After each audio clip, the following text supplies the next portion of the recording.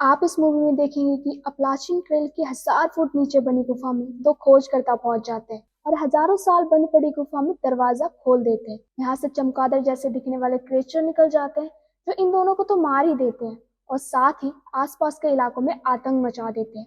और इस मूवी का नाम है द साइलेंस। और क्यों है ये आपको आगे पता चलेगा। ये है मूवी की मेन कैरेक्टर एली, जो बोल तो सकती है पर सुन नहीं सकती। इसकी महसूस करने की शक्ति बहुत तेज थी। ये लिपसिंग को भी बाखुदी जानती थी और समझती थी कि लोग क्या कह रहे हैं। पर इसके आसपास के लोग अक्सर इसका मजाक उड़ाते थे, लेकिन इनने कभी इसकी परवाह नहीं करी। और ये है हग और ग्लेन। जो हग है वो एली के फादर हैं और जो ग्लेन है वो उनका पड़ोसी। ग्लेन है जो वो हग का बचपन का दोस्त है। ग्लेन की खुद की कोई फैमिली नहीं है, इसलिए वो हग को ही अपनी फैमिली मानता है। यह है एली की मोम और उसकी ग्रैंड मदर। पर इनकी जो ग्रैंड मदर है वो दमे की मरीज है, पर वो साथ ही सिगरेट भी बहुत पीती है। और यह है एली का छोटा भाई और साथ ही एली का एक बॉयफ्रेंड भी है जिसका नाम रोब है। और ये दोनों एक दूसरे को काफी पसंद करते हैं। इनके घर में एक डॉग भी था जो एली को बहुत प्यार करता था। कहते हैं कि कुत्तों को आने वाली जो प्रॉब्लम होती है उसका पहले से ही अंदाजा हो जाता है। तभी एली देखती है कि एली के जो डॉग है उसके रोंगटे खड़े थे। और उसी रात एली देखती है कि उनके घर के ऊपर से रात को बहुत सारे मिलिट्री एरोप्लेन भी जा रहे थे। और साथ ही उस रात एली का बॉयफ्रेंड रोब उसे एक वीडियो भेजता है जहां एक जगह अजीब से चमगादड़ दिखे गए हैं। रात को जब एली सो रही थी तो रात के 3 बजे उसकी मदर आके उसे उठा देती है और कहती है कि हाँ तो कुछ हो रहा है। वो जब बाहर जाके देखती है तो सभी वहाँ पे चिंता में थे। और तभी उनका पड़ोसी ग्लेन भी वहाँ आ जाता है और पूछता है कि इतनी रात को मुझे क्यों जगाया। फिर वो टीवी में एक न्यूज देखते हैं। जब वो न्यूज देखते हैं तो उसमें बताया जा रहा था कि आसपास के इलाकों में अजीब से दिखने वाले चमगादड़ लोगों पे हमला कर रहे हैं, जो शायद किसी केमिकल के कारण आकार में बड़े हो गए हैं। वे लोगों को मार कर खा रहे हैं। और अब एक सोशल मीडिया पर एक वीडियो है जो बहुत वायरल हो रही है, जिसमें एक लेडी बता रही है कि आप किसी भी तरह का शोर ना करें क्योंकि ये आवाज की तरफ अट्रैक्ट होते हैं। और अब जो है बहुत साल बंद पड़ी गुफा है जो वो खुल गई है और लोगों को नहीं पता कि अब आगे क्या होगा। तभी ग्लेन और हक देखते हैं कि उनके घर के ऊपर से बहुत सारे लड़ाकू विमान जा रहे हैं। तभी हक घर के अंदर आकर कहता है कि हर वो चीज जो आवाज करती हो उसे साइलेंट कर। और कहते हैं कि कोई भी घर से बाहर नहीं जाएगा। और तभी एली कहती है कि अगर हम इस इलाके से बाहर चले जाए तो फिर क्या होना था। फिर सभी लोग तभी घर से बाहर निकलने की प्लानिंग करने लगते हैं। वे सभी अपनी दोनों कारें लेकर वहां से निकल पड़ते हैं। उन क्रेचर्स के हमले के कारण पूरा शहर आग में तड़प रहा था। रेडियो पर लगातार खबरें आ रही थी कि कोई भी घर से बाहर ना निकले। उस इलाके से बाहर जाने के सभी रास्ते जाम हैं। तभी रोब जो है एली को कहता है, यानी कि उसका बॉयफ्रेंड, तुम्हें घर से बाहर नहीं आना चाहिए था। घर से सेफ जगह कोई भी नहीं होती। तभी वो लोग गैस स्टेशन पे फ्यूल भरवाने के लिए रुकते हैं। तभी एली अपने कुत्ते को बाथरूम कराने के लिए बाहर निकलती है। तभी वहाँ एक आदमी गन लेकर आता है और उन्हें कहता है कि मुझे तुम्हारे कार की चाबी चाहिए। हग अपने कार की चाबी उन्हें देने ही वाला था, तभी ग्लेन वहाँ पर आकर उनकी जो पैर है यानी कि उस आदमी के पैर पे गोली चला देता है। फिर तभी वो सब लोग जाने लगते हैं। तभी वो आदमी कहता है कि प्लीज मुझे अकेला छोड़ के मत जाओ, ये क्रिएचर्स मुझे खा जाएंगे। और चलते चलते सुबह हो जाती है और जिस चीज का डर था वही हो जाता है। वे सभी जाम में फंस जाते हैं। तभी ग्लेन कहता है कि मैं एक रास्ता जानता हूँ, वहीं से चलते हैं, तुम लोग बस मेरे पीछे पीछे आओ। वो रास्ता बहुत ही ज्यादा खराब था और तभी उनके कार के आगे हिरण आ जाते हैं और उनको बचाने के चक्कर में ग्लेन की कार है जो वो पलट जाती है। और तभी हग और उसकी वाइफ उसको बचाने के लिए नीचे जाते हैं। और तभी ग्लेन कहता है कि मेरा पैर पूरी तरीके से फंसा हुआ है, तुम लोग इन क्रेचर्स के आने से पहले यहाँ से जल्दी से चले जाओ। पर हग कहता है कि मैं तुम्हें छोड़ के नहीं जाऊंगा। हग दरवाजा खोलने की भी पूरी कोशिश करता है लेकिन वो नहीं खोल पाता। और ग्लेन कहता है कि अगर तुम लोग यहाँ से नहीं गए तो मैं खुद को गोली मार लूंगा, तुम लोग जाओ और हो सके तो मेरे लिए हेल्प भेज देना। हग सभी को गाड़ी में बैठने को कहता है। फिर एलिन देखती है कि उसका जो कुत्ता है उसके रोंगटे फिर से खड़े हो गए हैं। फिर एलिन कहती है कि जल्दी से गाड़ी बंद कर दो, कोई भी आवाज मत करो। और जो उनका डॉग है वो लगातार भूखे जा रहा है और उस कुत्ते की आवाज सुन के बहुत सारे क्रिएचर्स वहां आ जाते हैं और उनके चिल्लाने की आवाज ग्लेन को सुनाई देती है। फिर ग्लेन फायर करता है ताकि सारे क्रिएचर्स उसकी तरफ आ जाएं और उस गन की आवाज सुन के सारे क्रिएचर्स ग्लेन की तरफ चले जाते हैं और उसे मार के खा जाते हैं। लेकिन एलिन का डॉग अभी भी चुप नहीं कर रहा था और लगातार भूखे जा रहा था। इससे पहले कि उस कुत्ते की आवाज सुनकर सारे क्रिएचर्स उनकी तरफ आते, एलिन का डैड है जो उस कुत्ते को बाहर फेंक देते, क्योंकि कभी कभी अपनों को बचाने के लिए ऐसे फैसले लेने पड़ते। फिर सभी लोग वहां पे घंटों तक शांत बैठे रहते। वो लोग ना तो अब आगे बढ़ सकते थे और न ही वहां तक बैठे रह सकते थे। अब उन्हें खुद नहीं पता था कि आगे क्या करना है।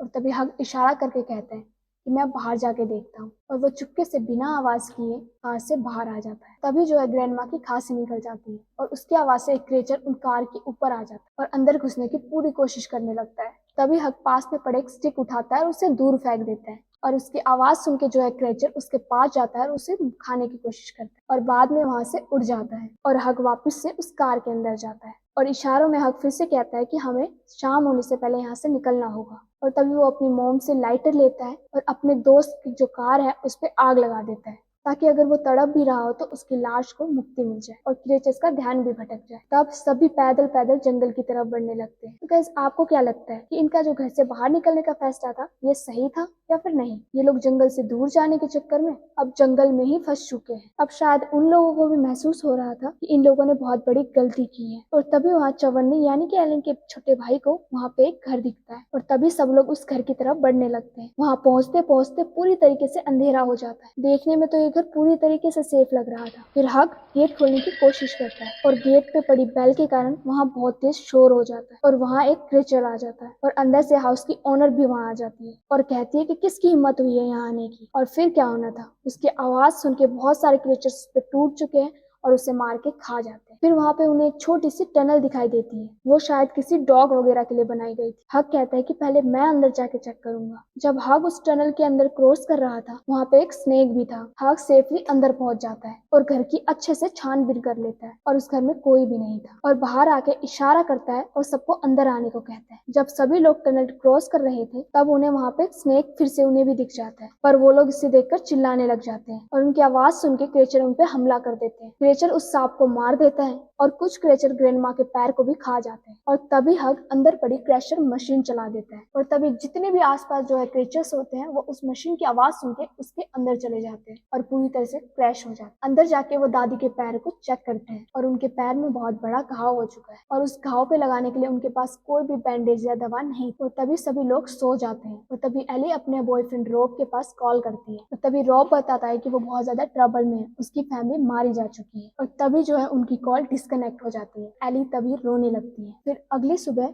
हक अपने बेटे को देने के लिए एक लकड़ी का नुकीला भाला बना देता है ताकि उससे वो खुद की रक्षा कर सके। कैली ग्रैंडमा के जख्म को देखती है जो पूरी तरीके से खराब हो चुका था। तभी कैली एली और उसके फादर को बताती है कि बिना एंटीबायोटिक के ये जो जख्म है पूरी तरीके से फैल चुका है और कहती है कि मैंने पूरी तरीके से घर में छानबीन कर ली, वहाँ पे कोई भी एंटीबायोटिक या फिर दवाई नहीं है, बिना दवा के वो ज्यादा देर जिंदा नहीं रह पाएंगे। तभी हक अपनी वाइफ को एक गन देकर एली को अपने साथ ले जाता है ताकि वो कहीं से एंटीबायोटिक का जुगाड़ कर सके। हक तभी गेट खोल देता है और दोनों वहां से निकल जाते हैं। तो तभी वो लोग देखते हैं कि हजारों संख्या में क्रिएचर्स बिजली के तारों में लटके हुए थे। वो चलते चलते पास के एक कस्बे में पहुंच जाते हैं जो कि पूरी तरीके से खाली पड़ी हुई। वो ढूंढते ढूंढते एक मेडिकल स्टोर तक पहुंच जाते हैं और तभी वहां पे उन्हें दूर से कोई आदमी खड़ा होकर देख रहा था। वहां का दरवाजा बंद होने के कारण वो पीछे के दरवाजे से अंदर घुस जाते। उस बिल्डिंग में कई लोगों की लाशें भी पड़ी हुई जो क्रिएचर्स ने पूरी तरीके से नोच रखी थी। जैसे कि एली और उसके फादर उस बिल्डिंग के अंदर थे तो वो आदमी उन्हें झांककर देख रहा था। तभी एली देखती है कि ये क्रिएचर्स जिनको भी खाते हैं उनके अंदर अपने अंडे छोड़ देते हैं ताकि वहां से और भी क्रिएचर्स पैदा हो सके। तभी एली से थोड़ा सा शोर हो जाता है और तभी वहां बहुत सारे क्रिएचर्स आ जाते हैं और वहां से बच निकलने का कोई भी चांस नहीं था। और तभी एली की नजर फायर डिटेक्टिव अलार्म पर पहुंचती है। तभी हक एली को पास में पड़ा एक मोप उनको पकड़ाने को कहता है और तभी लाइटर से वो मोप पर आग लगाकर फायर अलार्म ऑन कर देता है और जब अलार्म बजता है तो वो उनकी आड़ में वहां से बच जाते हैं। और जब वो बाहर जाते हैं तो वो आदमी जो है उनके पास आता है और वो उन दोनों को अपना ग्रुप ज्वाइन करने को कहता है। एली को वो आदमी अजीब लगता है पर वो बार बार उनको फोर्स करता है। एली और उसके फादर उसे इग्नोर करके आगे बढ़ जाते हैं और उस आदमी ने अपनी जीभ भी काट रखी थी। और अगले दिन हक जो है न्यूज चैनल ऑन करके देखता है। तभी एली बताती है कि सिर्फ CNN चैनल ही चलता है जो भी कभी कभी चलता है, जो कि किसी बर्फीले इलाके से टेलीकास्ट कर रहे हैं जो यहीं आसपास में ही होना चाहिए। उन्होंने बताया था कि क्रिएचर ज्यादा ठंड बर्दाश्त नहीं कर सकते इसलिए वो जगह जो है थोड़ी सेफ है। तभी वो लोग देखते हैं कि वो अजीब सा दिखने वाला आदमी अपने कुछ दोस्तों के साथ उनके घर के बाहर आ चुका है और जब हग उनसे मिलने बाहर जाता है तो वो फिर से उन्हें ज्वाइन करने को कहता है पर हग उन्हें मना कर देता है पर वो फिर भी उनसे रिक्वेस्ट करता है। तभी वो उन्हें लिखकर बताता है कि हमें प्लीज अकेला छोड़ दे, पर एक्चुअली वो सब एली को लेने आए थे। और तभी हग समझ जाता है कि इस बंदे के इलाके गलत है और तभी हग अंदर जाके अपनी गन ले आता है। वो अजीब आदमी जानता था कि ये जो है गन नहीं चलाएगा पर जब हग दोनों ट्रिगर ऑन कर देता है तो वे सब वहां से चले जाते हैं। तो रात को फिर से एली के पास रोब का मैसेज आता है और तभी वो मैसेज में बताता है कि नॉर्थ की तरफ जो है लोग जी रहे हैं, आराम से सरवाइव कर रहे हैं। इससे पहले कि रोब उसे एड्रेस बता पाता, उनका कनेक्शन टूट जाता है और अब रात हो जाती है और फिर से सभी लोग सो जाते हैं। और तभी हक की आंख खुलती है और उसे महसूस होता है कि बाहर कोई खड़ा है और वो पूरी तरह से चौकन्ना हो जाता है। जब हक बाहर देखता है तो वो देखता है कि वहाँ एक लड़की खड़ी है जो बिल्कुल अकेली थी और वे सब उसे घर के अंदर ले आते हैं और पूछते हैं कि तुम कौन हो और कहाँ से आई हो। और वो देखते हैं कि उसकी भी जीभ कटी हुई थी। तभी एली की आंख खुल जाती है और एली बाहर की तरफ देखती है कि उनके शीशे पे एक फोन चिपका हुआ है और उस लड़की के पेट के ऊपर भी बहुत सारे फोन लगे हुए हैं। और तभी वहां पर एकदम से एक साथ सभी फोनों में अलार्म बजने लग जाते हैं और उसकी आवाज सुन के क्रिएचर्स उन पे हमला कर देते हैं और वो सभी फोन को इकट्ठा करके एक पानी में डाल देते हैं और अब सभी फोन बंद हो चुके हैं और घर में शांति हो जाती है। और तभी बाहर खड़े लोग घर की खिड़की को तोड़कर वहां पे एक फोन फिर से फेंक देते हैं और इसकी वजह से घर के अंदर क्रिएचर्स घुसना शुरू हो जाते हैं। सभी अपनी अपनी जान बचाने में लगे हुए थे। वो लड़की दरवाजा खोल देती है और तभी उस गेट से कुछ गुंडे आकर एली को उठा के ले जाते हैं और तभी ग्रैंड मदर उनके पीछे पीछे बाहर जाती है और उन सबको धक्का देकर गिरा देती है और एली को वहां से भगा देती है। और ग्रैंड मदर जोर से चिल्लाती है और उसकी आवाज सुन के वहां पर क्रिएचर्स आ जाते हैं। वे उन सब पर हमला कर देते हैं और तभी वहां और गुंडे आ जाते हैं और एली को फिर से पकड़ लेते हैं।